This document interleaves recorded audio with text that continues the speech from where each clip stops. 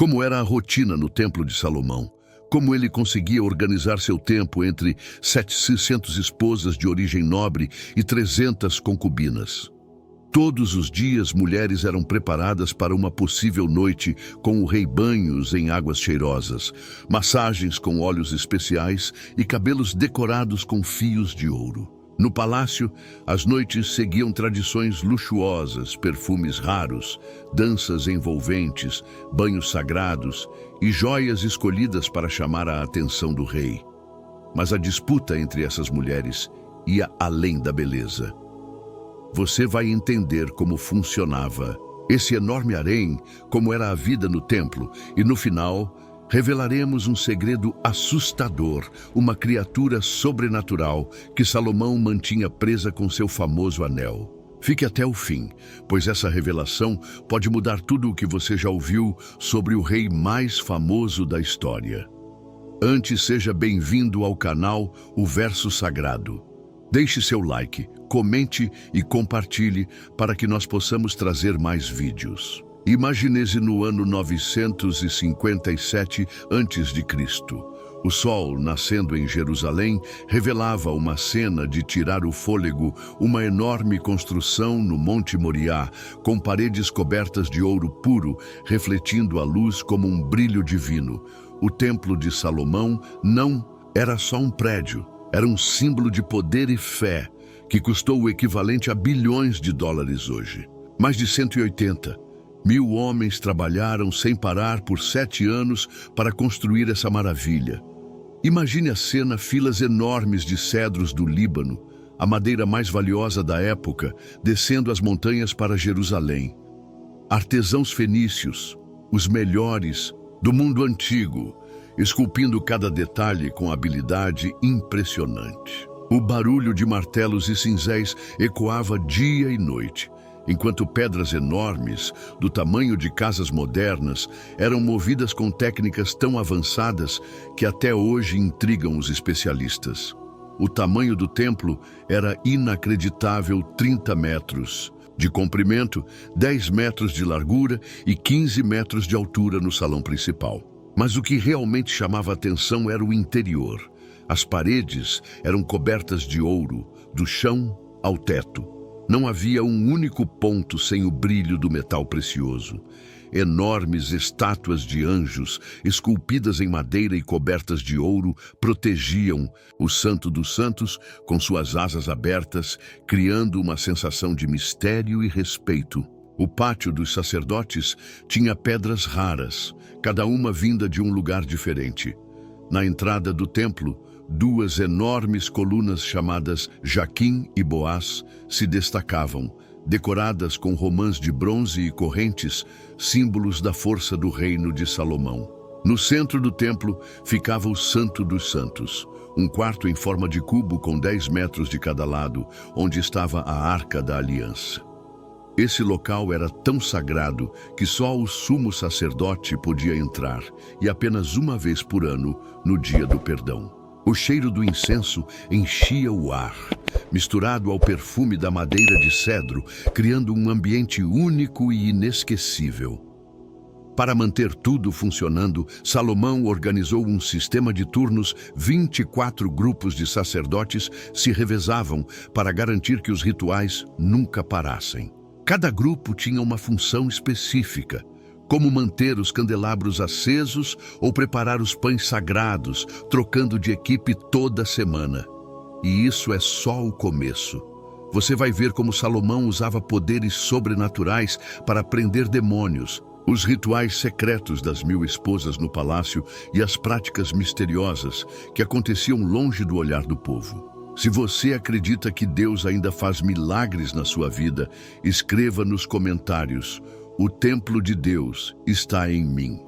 Ao amanhecer, antes mesmo dos primeiros raios de sol tocarem as paredes douradas do templo, um som começava a ecoar pelos corredores sagrados. O barulho dos portões de bronze sendo abertos marcava o início de mais um dia cheio de atividades. Os levitas, organizados em grupos, começavam seus deveres com disciplina rigorosa. A primeira tarefa do dia era a limpeza. um ato tão importante quanto os próprios sacrifícios. Imagine centenas de servos se movendo juntos, alguns carregando jarros de ouro cheios de água, outros varrendo os pátios com vassouras feitas especialmente para isso. O chão de mármore era limpo com tanto cuidado que diziam que era possível ver o próprio reflexo nele. Os músicos do templo, conhecidos por sua grande habilidade, tomavam seus lugares nos pátios. Suas harpas, tambores e trombetas criavam uma melodia tão bonita que podia ser ouvida até fora das muralhas de Jerusalém. Cada música era escolhida para um momento específico do dia, seguindo as orientações deixadas pelo próprio rei Davi. Nos pátios externos, vendedores autorizados negociavam animais para sacrifício, mas não era um comércio comum. Cada animal precisava passar por uma verificação rigorosa dos sacerdotes para garantir que fosse perfeito e adequado para ser oferecido a Deus. Os preços eram ajustados para permitir que até os mais pobres participassem dos rituais. Um sistema de canais de água, considerado um grande feito da engenharia antiga, assegurava o fornecimento constante de água para diversas necessidades do templo. A água era essencial, não só para a limpeza, mas também para os rituais sagrados. O mar de bronze, um enorme tanque apoiado por 12 bois de metal, armazenava água suficiente para todas as atividades diárias. Os sacerdotes seguiam um ritual cuidadoso de purificação antes de iniciar suas funções. Vestiam roupas especiais de linho, guardadas em locais próprios. Cada peça da vestimenta tinha um significado e precisava ser colocada em ordem, acompanhada de orações.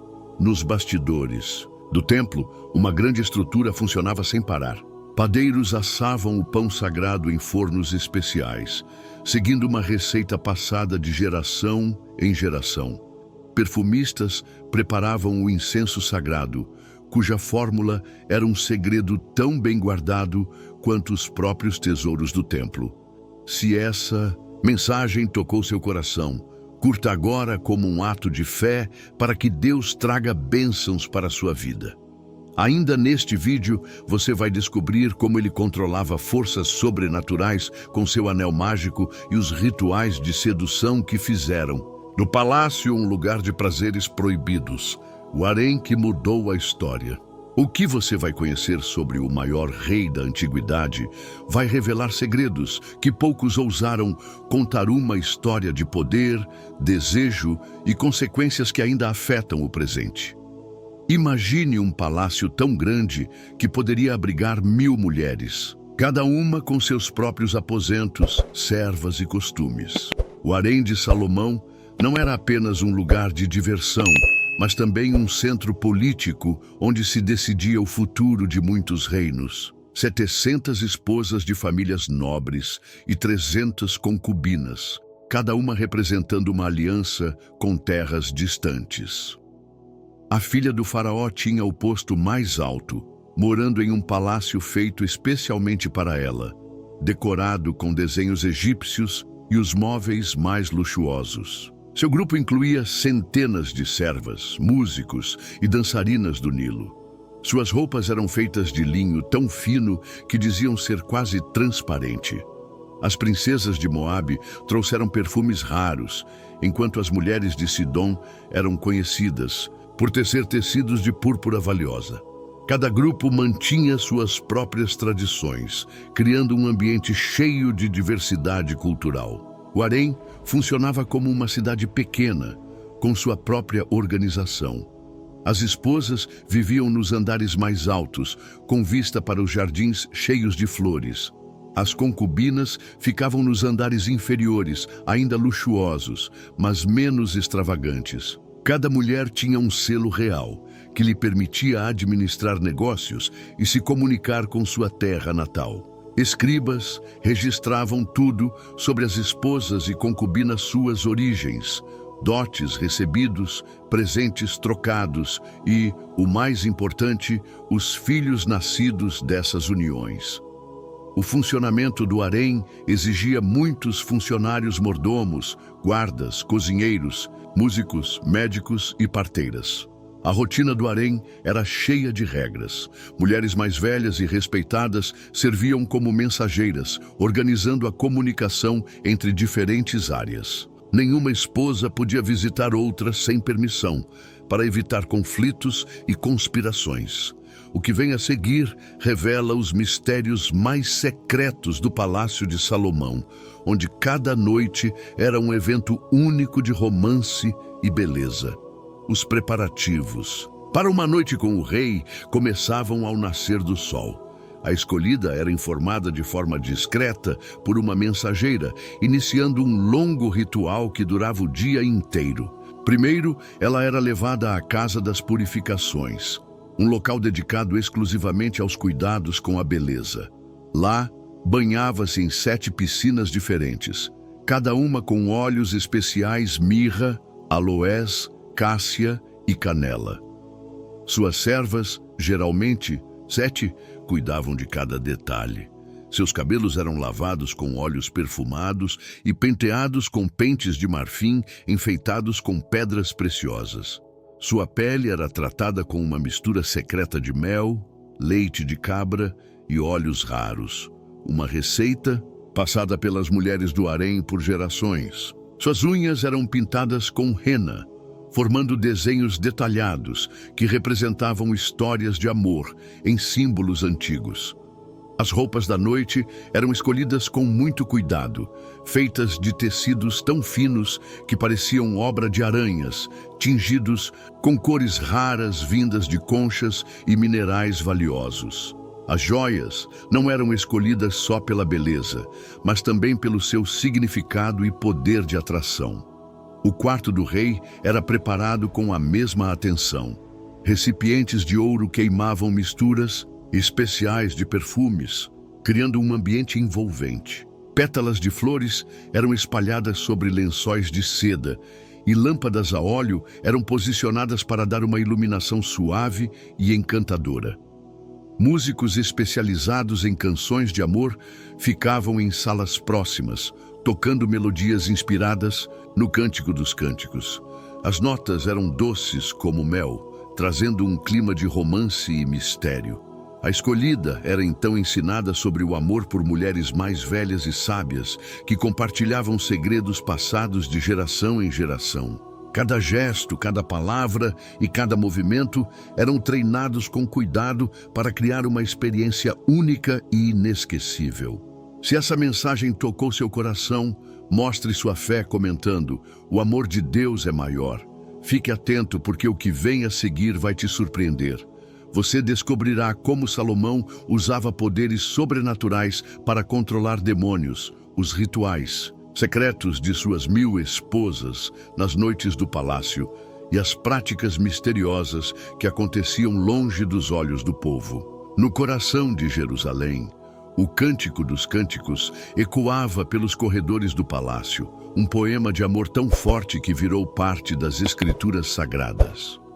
Nele, Salomão mostrava uma visão do amor que misturava o físico e o espiritual, onde a paixão humana refletia o amor de Deus. As mulheres do harém vinham de culturas diferentes, cada uma trazendo suas próprias tradições de sedução. As egípcias eram mestres na dança do ventre, movendo-se como serpentes ao som de instrumentos dourados. As fenícias sabiam preparar perfumes que encantavam os sentidos, enquanto as moabitas eram conhecidas por suas canções românticas que tocavam o coração. O palácio tinha jardins secretos, onde fontes de água corriam entre vinhas e romãs. Ali, as mulheres aprendiam umas com as outras, trocando conhecimentos sobre ervas aromáticas, passos de dança e a arte de uma boa conversa. Cada cultura trazia uma visão própria de beleza e prazer.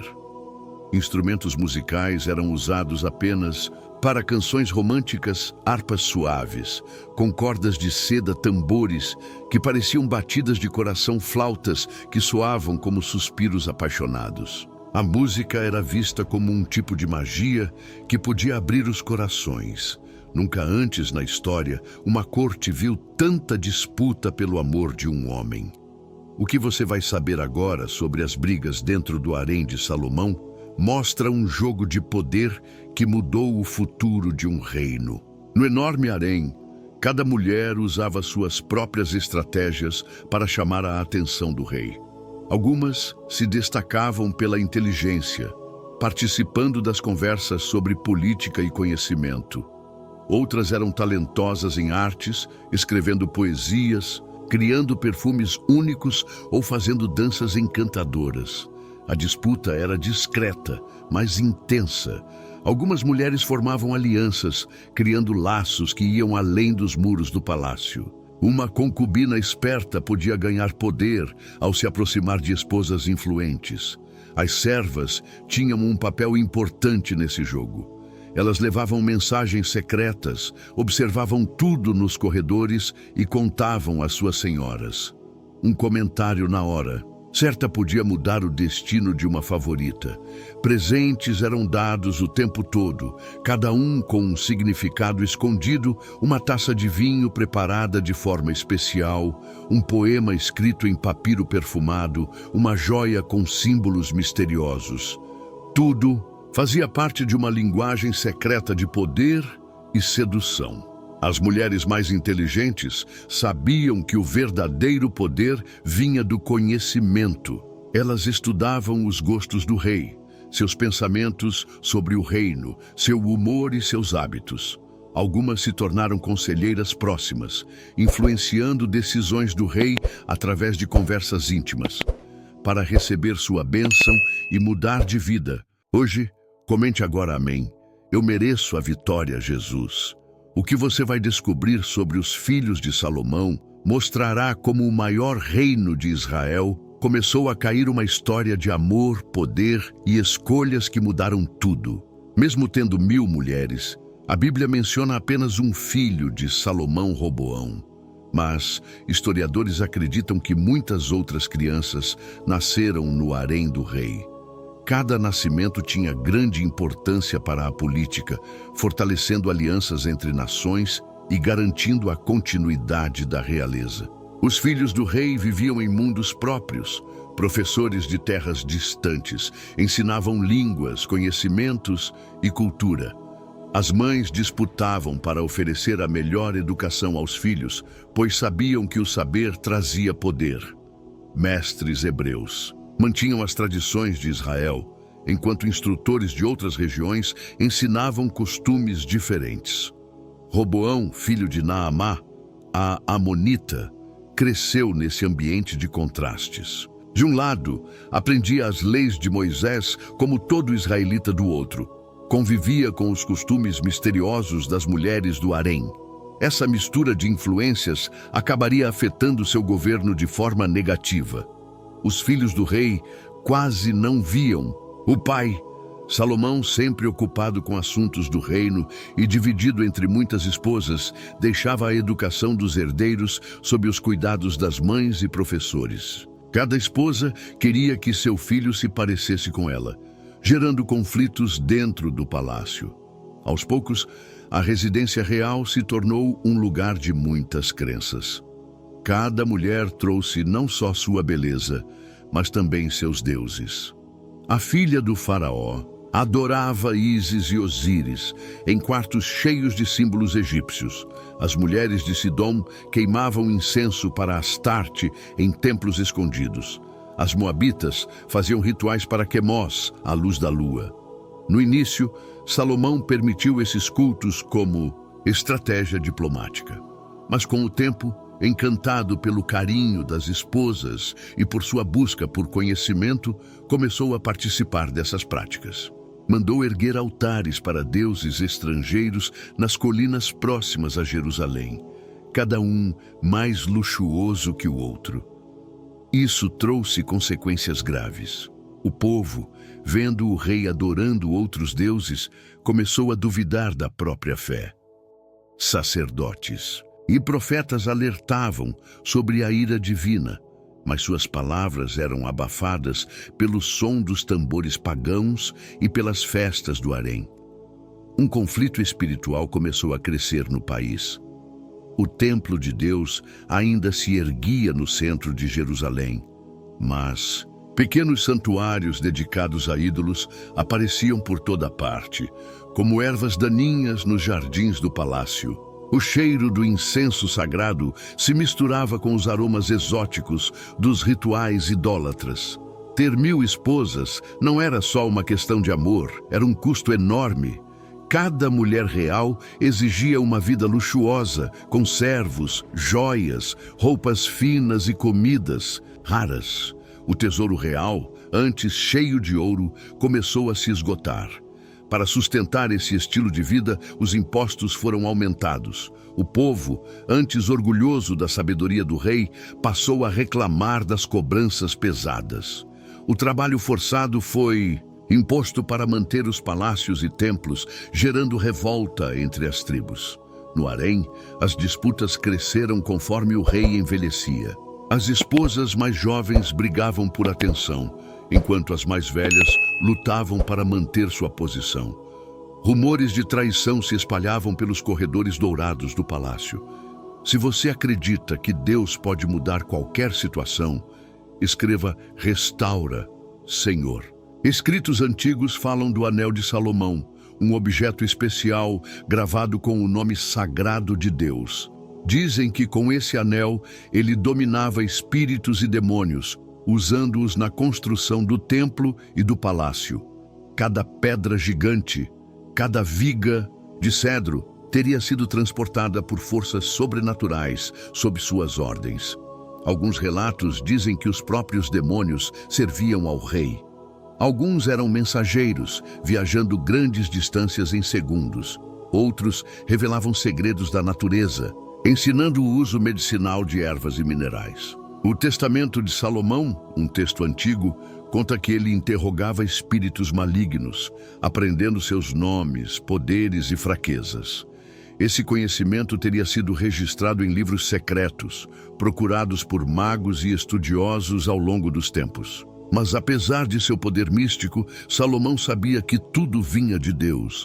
Ele entendia que sua autoridade sobre as forças espirituais vinha apenas do Senhor e usava esse dom para glorificá-lo. Se você crê no poder sobrenatural de Deus, escreva nos comentários: o poder de Deus é supremo. Deixe seu like agora e declare: minha fé está firme em Deus. Que essa atitude seja uma prova da sua confiança nele. Clique no vídeo sugerido. Na tela, para descobrir as 7 marcas secretas, revelam: você é um escolhido. E que Deus nos abençoe.